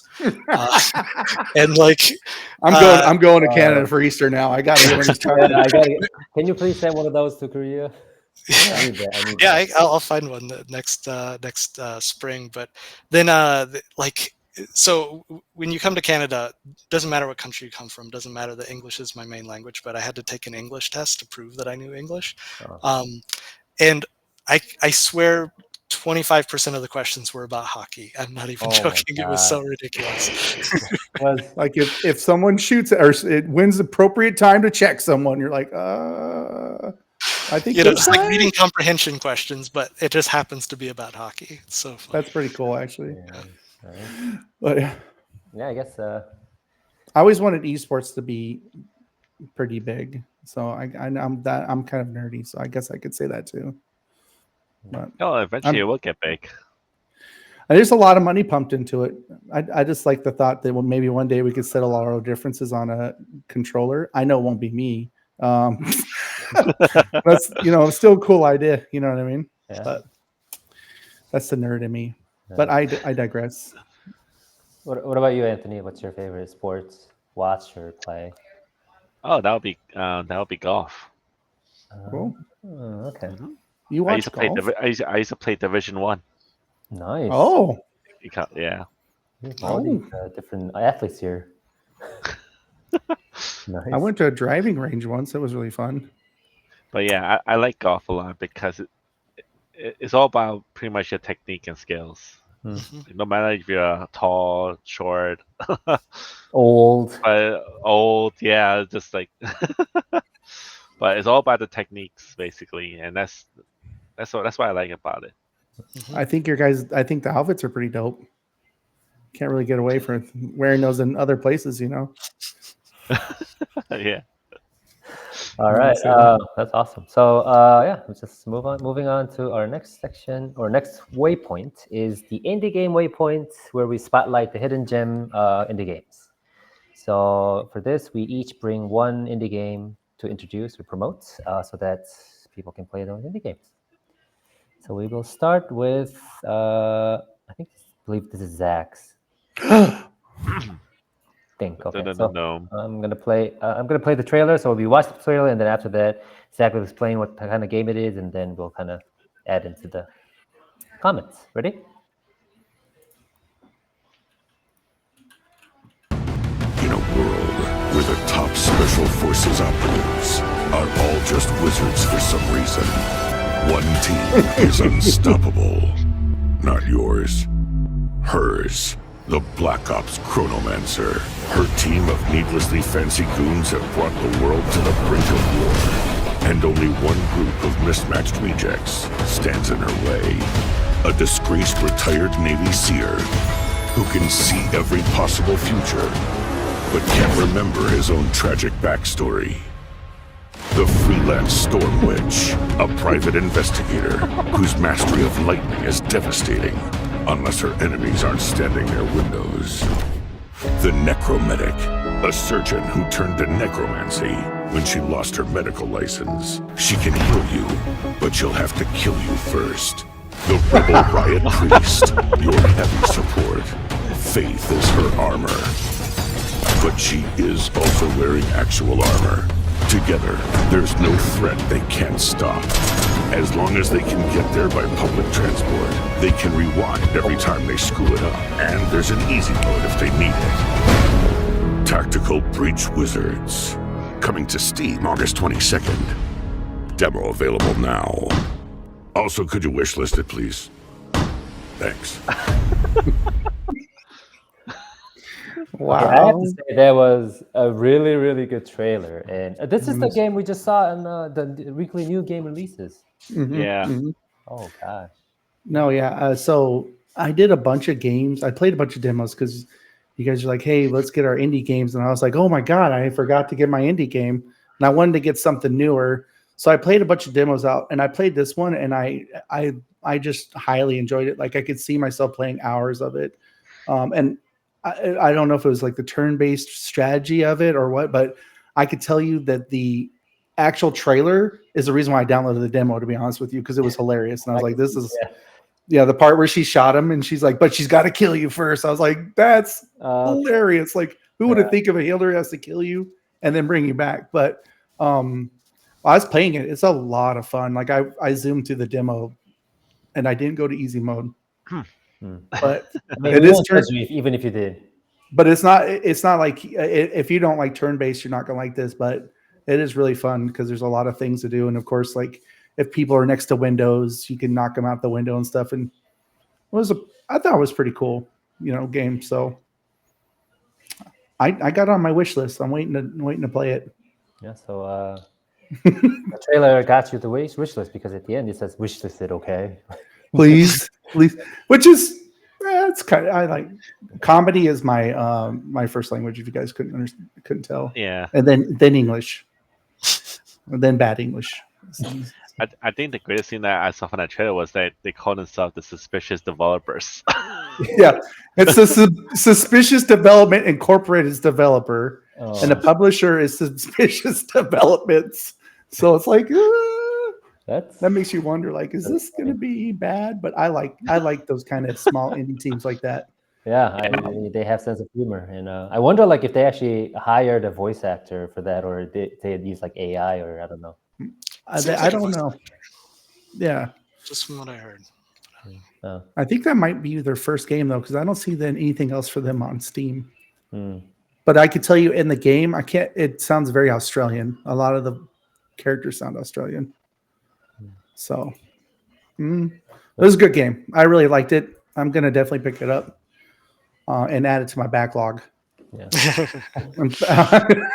Play it, knock some achievements out, and then. Yeah, I would definitely play a lot of that. I mean, I really loved XCOM and XCOM 2, and so like it looks like that, but different. And I'm always up for that. Yeah, love tactical strategy games like that. Yeah, nice. I think the whole fact that it's kind of like tactical as far as like gunfighting, but then you also are wizards.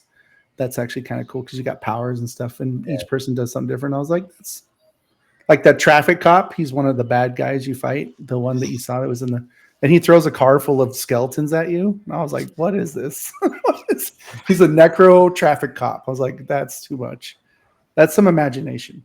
Yeah, funny. So Tactical Breach Wizards by Suspicious Developers. So if anyone hasn't played it or wishlisted it, go wishlist it. Okay.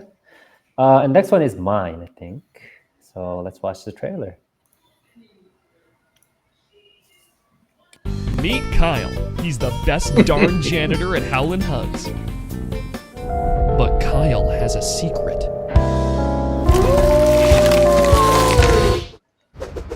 And he still has a job to do. Clean messes! Avoid coworkers! And if you can't control your urges,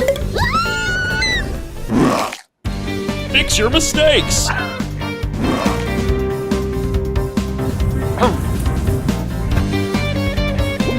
Above all, don't get caught.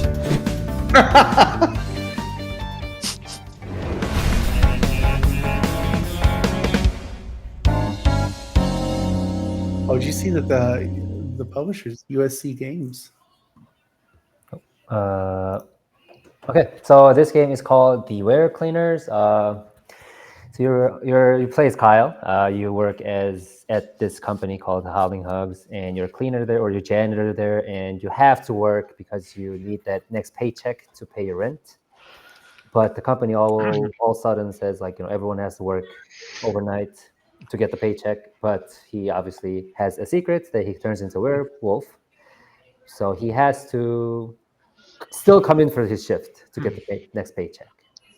Yeah, it's a free game, and if you meet other office workers, you just eat them, but you can still clean the blood so that you don't get caught. So your basic mission for each level is to clean the entire office. And the story unfolds, and it's really, really funny. And also, as you mentioned, it's from USC Games. It was a student-made game, just like Jeep did. It's like a student-made game that kind of got caught by a studio or a publisher, and then I think it's free, and it's a really, really fun game. So, yeah. And you have to kind of, I forgot the name of the security guard guy, but he kind of feels suspicious on you and kind of like, oh, so you kind of have to avoid getting caught by that person. I think it looks amazing, to be honest with you. I think one of the things I love most is when we're going over the show and we pull out these games and you guys show me games and I'm like, I want to play that. Yeah. This is definitely one of those games. Like, I want to play because it looks fun to me and hilarious. Like eating your coworkers, then cleaning it up afterwards. You have to clean it. That's pretty. You got to because that's your job. Yeah. And like if you watch the trailer too, it kind of hints at the fact that he doesn't want to eat them, but he's like, "Oh, I gotta stay here now. I gotta stay overnight." Exactly. Yeah. All right. So, any other take on this, or Anthony or Jeep? No. It looks fun. Looks cute. I like the art style. It's really cute. Yeah, I really like that art style too. Yeah, It looks cartoonish plus low poly kind of. Yeah. Okay, It reminds me. Have you ever seen a game? There's a game, and I played a little bit once. The demo of it, where you're a vacuum, and your family gets stolen, and you go on a revenge thing to get them. You're like a Roomba vacuum, right? You're a Roomba, yeah. You kill people, and then you suck up their blood. Yes. What is that? So, I don't remember the name of the game, but the only reason I know about this game is recently, as like a game jam, a couple friends at the studio I'm working at Snowden made a game called Roombia, which you're a person standing on a Roomba and you are shooting bad guys. And we're like, I wonder if there's any other Roomba games out there. And then we found this game and we're like, that looks really hilarious. I got the name for it. You guys ready? It's called Justice Sucks. Tactical Vacuum Action is the first one. Tactical vacuum action. Tactical, yeah. Oh, It's really funny. Oh my god. And then there's Roombo First Blood. I'm guessing that's the second one. So Roombo. Yeah, that is a great trailer too, for sure. Yeah. Sorry, I'll stop. No, But that's what your game reminded me of. I was like, you kill people because they're doing bad things. So you're a superhero, but you're a vacuum, and then you have to eat the blood off the floor so that nobody notices. It's actually pretty funny. Yeah. I was like, what? Who made this game? Yeah. Okay, we can move on to Anthony's game. The last one. It's called Laysara Summit Kingdom.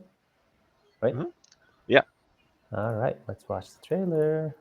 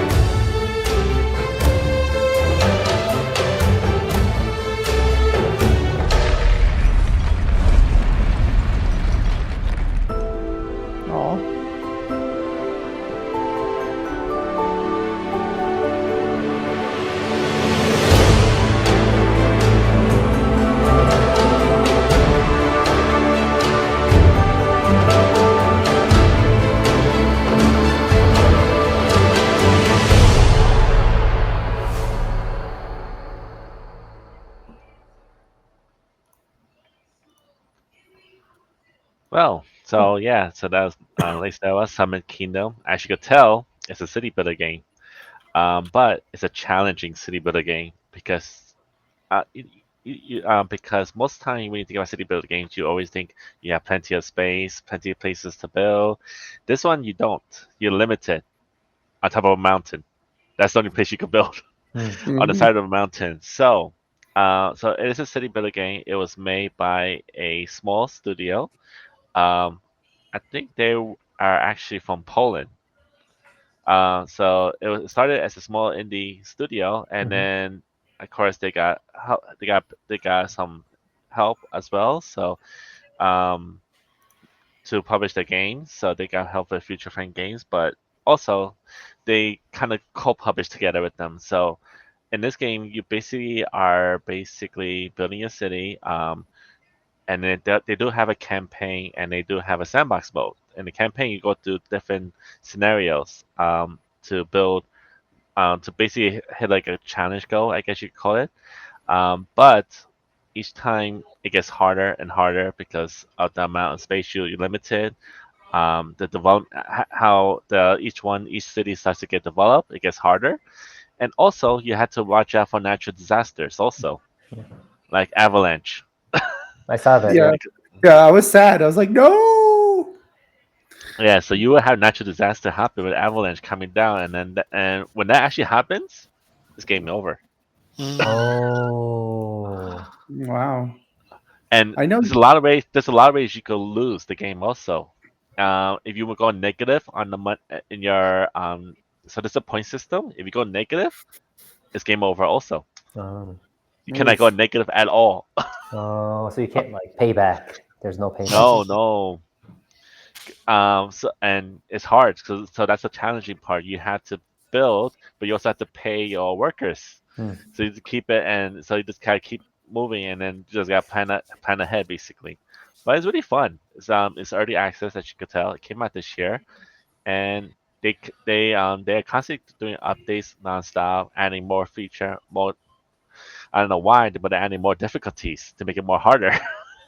It's already difficult. I mean, But yeah, it's pretty fun. You should definitely check it out, especially if you're a fan for city builder games. I was say I see you play a lot of city builder games Oh yeah, I love city builder games. on your streams. Yes, but it looks really pretty. I It like how is. you, reminds me the of bridges. I like the bridges between the two, like across the open parts. The Yeah. valleys. I don't know what we call it, but So the bridges is a train network too. So you have to build get the resources from one side to bring to the other side. Oh, okay. So there's a lot of trade in the game within your different parts of little village or towns. oh. Hmm. Very, And I also see like, what are those things called that bring you up to the top of the ski slope? the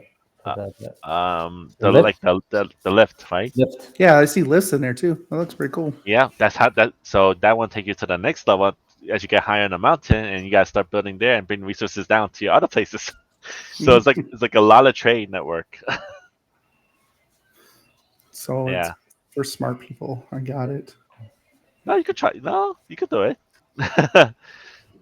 But it's really fun. It's challenging. I think when I first played it, I thought I got game over like maybe like 20, 40, 50 times Wow.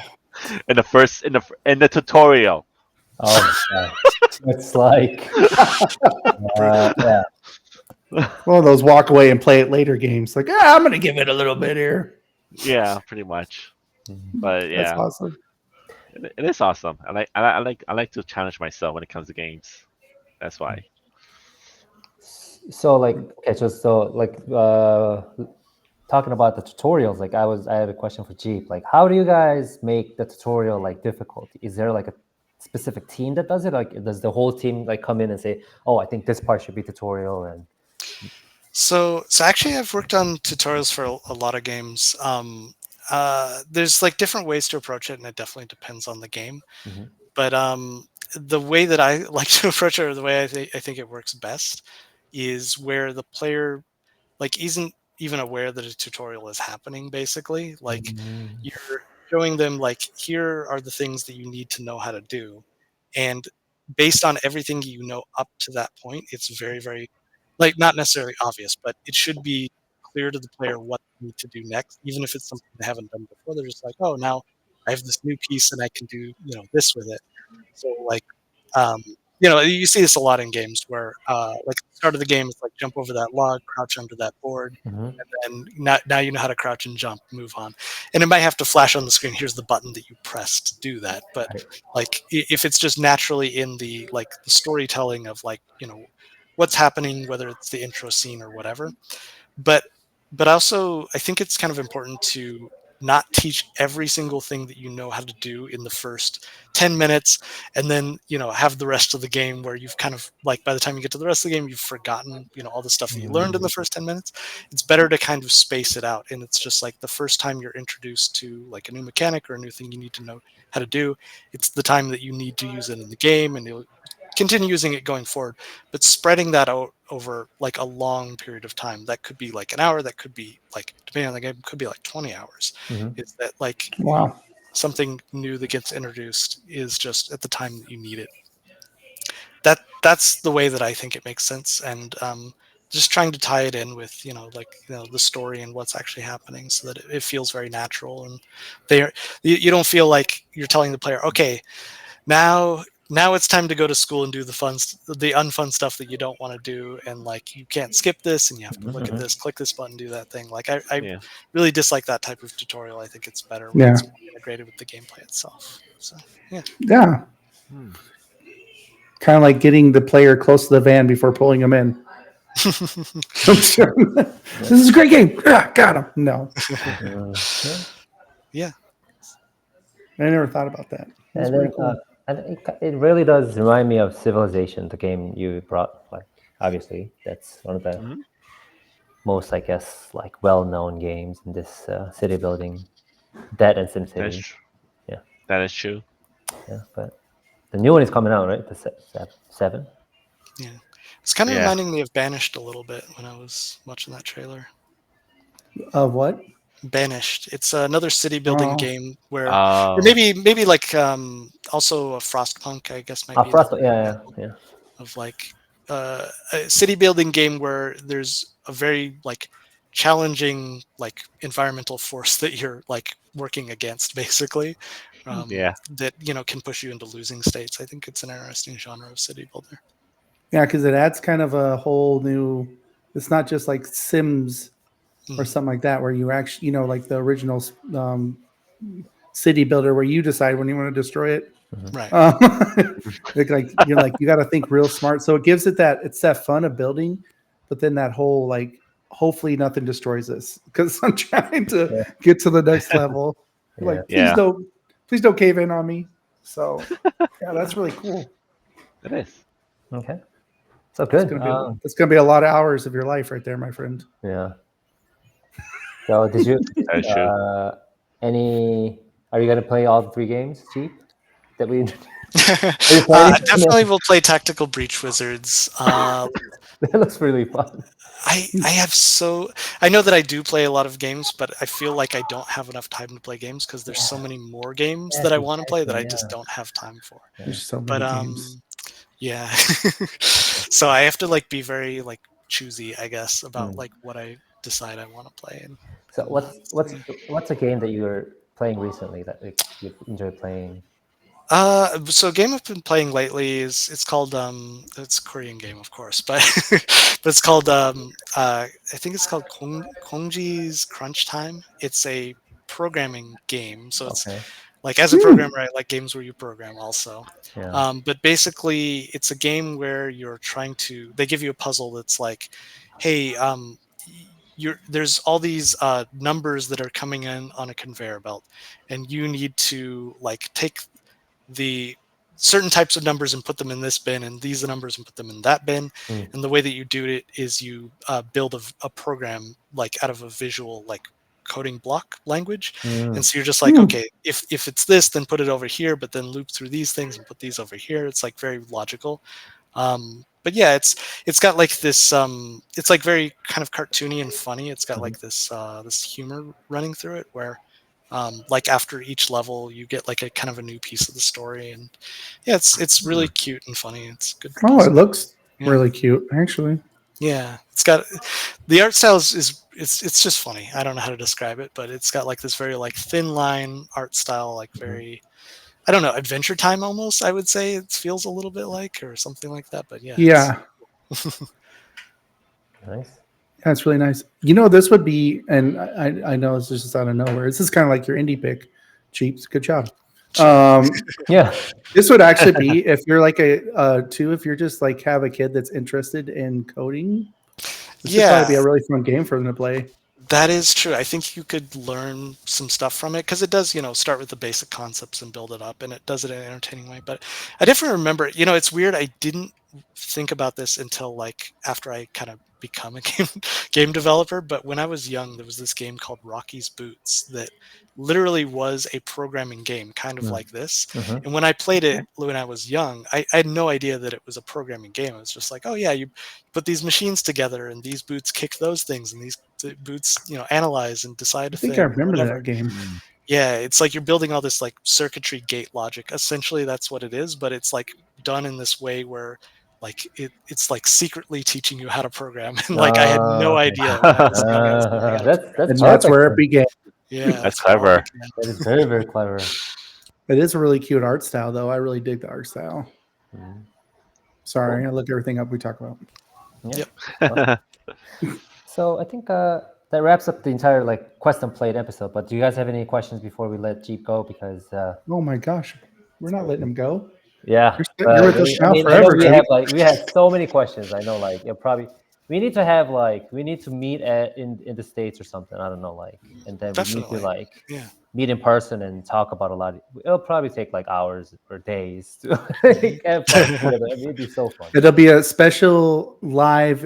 Oh, that would be awesome! Like just drinking, Oh. like in Korea, there have been a lot of YouTube videos about just celebrities just sitting down, like having beer or drinks and just talking about whatever. We just got to find one gaming thing that we all want to go to. Yeah, we need to do that. That's gonna be a lot. Because that would be a lot of fun. Yeah. We had so many questions. Yeah, I think we have before. Let's. Is it okay if we ask like one question each and then? Yeah. Any question of the choice, Anthony, you can start. I have a question first. Okay. Zach, what is written on your shirt? It's been driving me crazy. I know it's written Oh, backwards I'm sorry. because the video No, feed, but I just need to know. I just got out of the gym. This is a Wounded Warrior t-shirt because I used to do a lot of volunteer work and stuff for the Wounded Warrior thing. If anybody doesn't know what that is, that's people that are military that get injured or disabled and they come back and they give them money and help their families and stuff like that. So I literally, I'm not going to lie to you guys. I thought we were doing this tomorrow. So I didn't get a time to pick out a cute shirt or anything. Because I was like, hey, I'm wearing my duck shirt. I was just like, hey, you guys all here? And I'm like, oh, I surely am. Let me set things up. But no, yeah, that's cool. what It's a really good cause. Yeah, no, I always feel bad when people I like to help people that need help. I know I look like I got a rough exterior, but it's a little softy on the inside. Mm-hmm. That's I got a question for you now, though, because you want to call out my shirt. What's that painting in the background? Looks really cool. What is that? Oh, yeah. So this is painted by Carl Hyde, who's the lead man of the electronic band Underworld. They've been around for like 30 years, 40 years. I don't know how long they've been doing music, but he's also an artist and a painter, and he still does some art. And so I'm a huge fan of that band, and I would like collect all their albums, and like I'm still a huge fan of the band. But I kind of collected so many of their albums and like just kind of like just this rare like records and B-sides and all this stuff that it was taking up a lot of space, and I was like, I don't like having a lot of clutter in my house, and so I was like, you know what, I just want to sell all this old stuff, even though I really love it and I'm a huge fan. I don't want to have it. Like I just don't want to have it. Yeah. And so I sold it to a different fan who was like a collector and wanted all this stuff. And when I had the money that I got from that collection, I was like, oh, now I could buy a piece of art from the guy, who paints art, who's in the band, and I could have that, and that won't take up as much space as it's just on the wall. And so that's what I bought. It's the painting is called Jumping Through the Sky Hole. And since it's a band, they do a lot of touring, especially international touring. And that's his kind of representation of what it feels like to get on a plane and go to a different country. You just like wake up in a different place, basically. Wow. So Jumping Through the Sky Hole is about like kind of doing this fast travel through airplane travel. Okay. I don't know. Yeah. That's the whole time we were talking, I was staring at it. I'm not gonna lie to you. I was staring at you, and I liked how it had like the red streaks, like a circle, and it had the black marks coming in. I was like, that's really cool. Yeah, it definitely, I mean, it really spoke to me. Like actually, so a different thing that I did collect, I still have a few other things. He did an art book that had like a collection, like of photos of a lot of the different paintings he did. And I was looking through that, and like this one really spoke to me. I was like, wow, I love this painting. And so I just emailed and I said, hey, like, is there any way I could like buy buy a piece of art that's in this book? And he's like, yeah, sure. And I'm like, okay. And so I just asked, basically. So yeah. I think it's super cool too that you sold your stuff to somebody who you knew was going to enjoy it as much as you did. They're yeah, I'll definitely take that. So you vetted them, I'm guessing. Yeah. You're like, tell me, what's your favorite song? Yeah, it was in like it's like on a fan site where I knew that I would find somebody who was interested. So yeah. That's super dope. I mean, the whole also kind of looked like Portal Yeah, I guess in a way, because like Oh, that's where Portal came from. Now we know. we all know No, the secret now. this was definitely after Portal, but I definitely like in my head I was like, oh, it's kind of like Portal. That's cool. Yeah, that's nice. I mean, that's So, Yeah. initial thought. Yeah.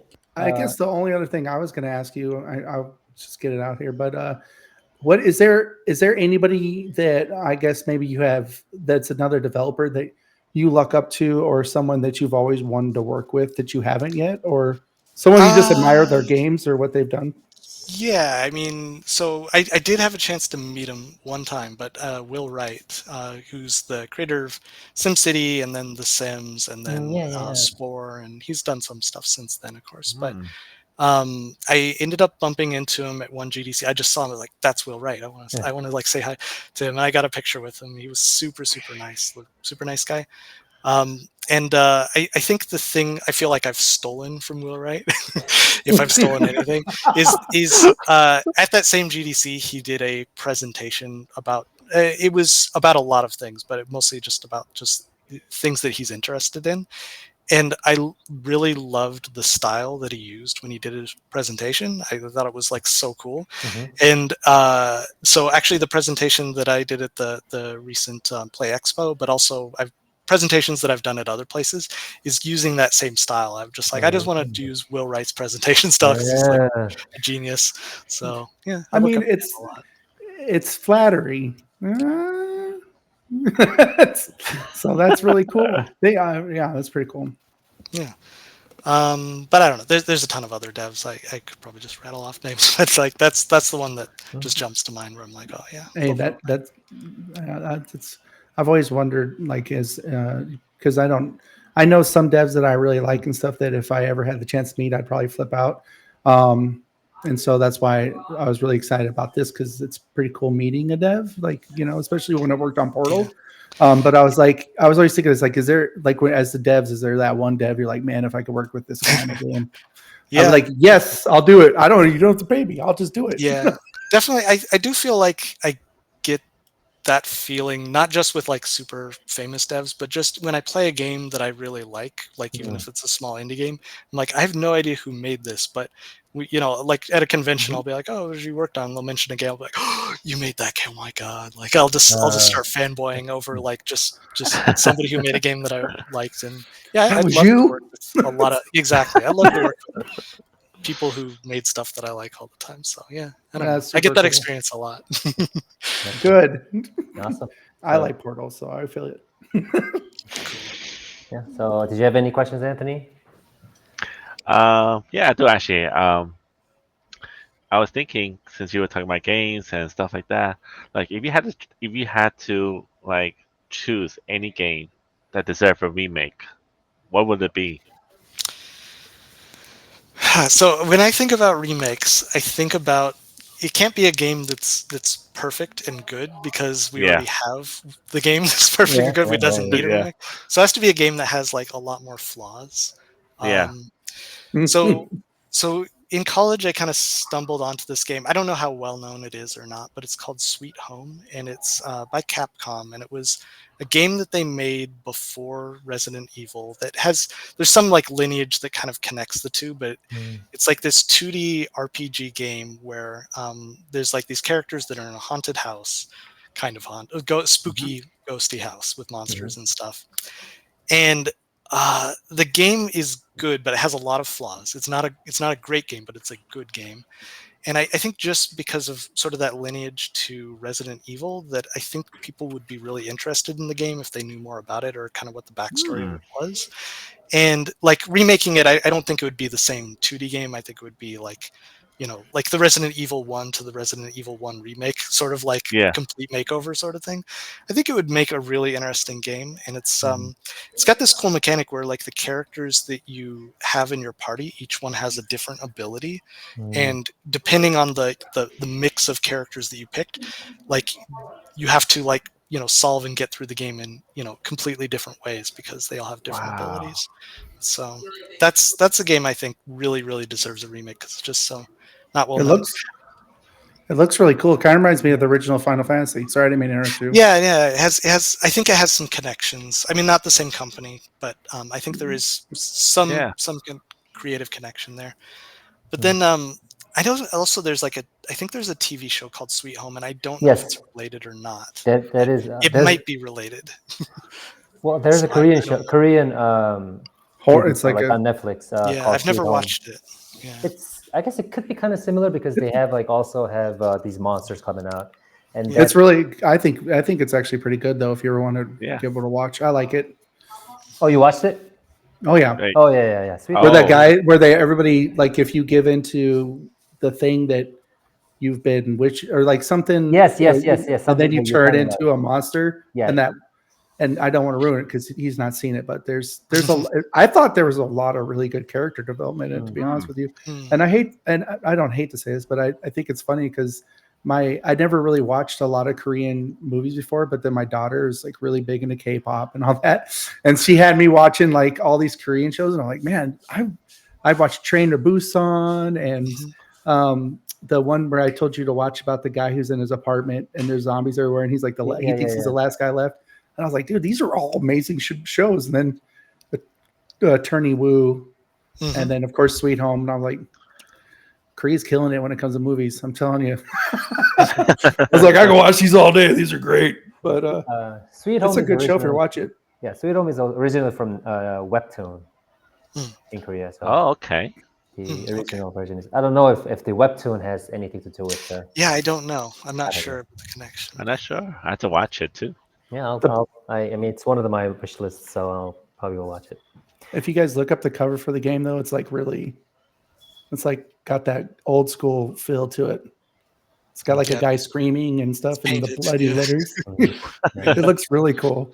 I'm actually going to look up, see if there's a way to play it online. Nice. There definitely is somewhere out there you can play it.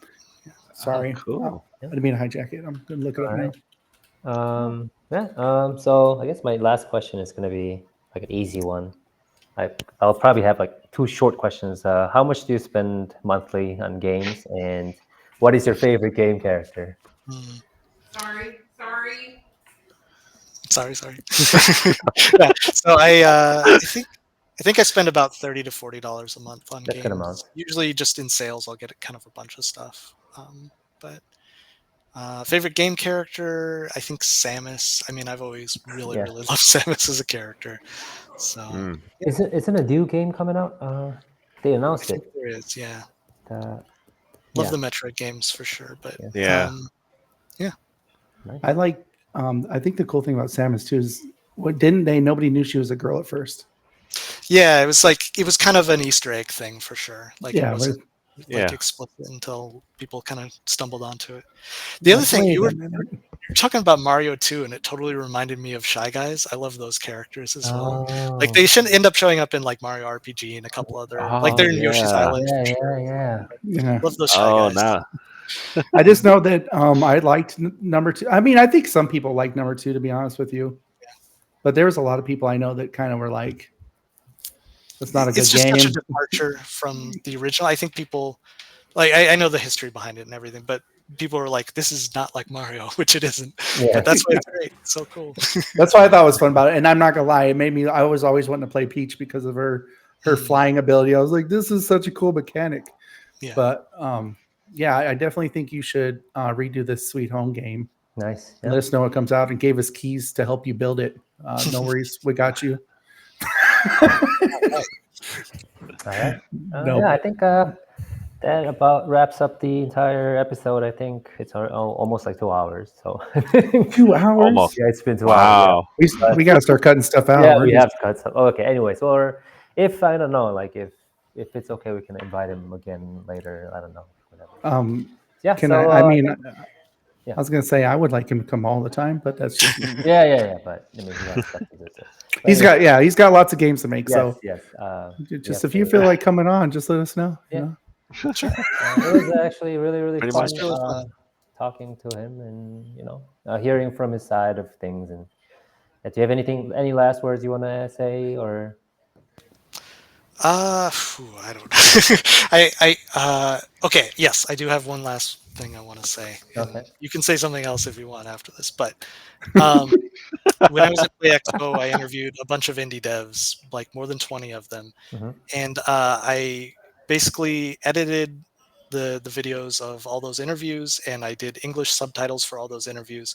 So if you want to see like interviews with some really cool indie devs, I broke it down into, I guess, 7 different videos, and most of them are 6 minutes long. They're really short, but one of them is a mashup of basically every single interview all together, and it's 40 minutes long. If you want to get just a general perspective of what game development is like in Korea, especially with indie devs, and see a lot of different perspectives and get introduced to a bunch of really cool games, just check out those videos on my YouTube channel. And yeah, it's all in English, so you can enjoy it even if you don't speak Korean. So that's all. Yeah. Where can we find that? Yeah, I'll probably add that to our description. I'll just. Yeah, my YouTube. I think it's just Jeep Barnett. I don't know the YouTube link specifically, but it's something like that. Yeah, I'll you can probably search add my that. name. Yeah. That's super cool that you did that. Like that you Yeah, went and. Really cool opportunity. It was super fun, and like I don't know, like it's just great being able to. I know you guys promote a lot of indie games, and I love doing that too. So it's great, kind of putting them in the spotlight and showing off their games to people who might have missed it otherwise. Exactly. Yep. That's Yeah, one of the for reasons sure. why we kind of started this. Not that you needed it, but you just got another subscriber. Yay! Thank you. I'm like 4,000. Yeah, you're doing great. And on that channel, if you go to playlists, there's a playlist called English Stuff. If you just want to see the stuff that is in English, there it is. The rest of the stuff is mostly in Korean. Well, don't tell anybody. I'm trying to learn Korean, but I'll probably have to watch some of the English stuff as well. Need any I don't help? want Just George. let me know. I don't want George knowing that I'm trying to do this. I was going to surprise him one day. I found it's Korean by Dave or something on Spotify. So I listened to it on the way to work, and I'm trying. It's really hard, but it's so good luck. But I do. But actually, to be honest with you, I've tried other languages, and I do. When he slows it down, you can kind of see that it's not as hard as you make it out to be when they say it's super fast. Like it's definitely like, you know what I mean? So yeah. But don't tell George. I don't want him to know. So. Okay, I didn't hear any of that. Yeah, so it was fun having this podcast with you, Jeep. Thank you. Really, I mean, we really do appreciate it. You coming to the show. I know you didn't expect us to talk for like 2 hours, but anyways, That's fun. Yeah, sorry about that. We will probably, I don't know, say hi and we can, thank you. And if you liked what you heard, I don't know, subscribe and like us and leave comments. Comment, please comment. And if you're an indie dev that wants to be on the show, I mean, we're welcome to say anything and we'll probably contact you. So thank you, everyone. I'll just do the outro and we can still talk. But yeah, thank you. Thank you, Jeep. Thank you. See ya. It's nice meeting you. Nice to meet you. Sad face. It's great.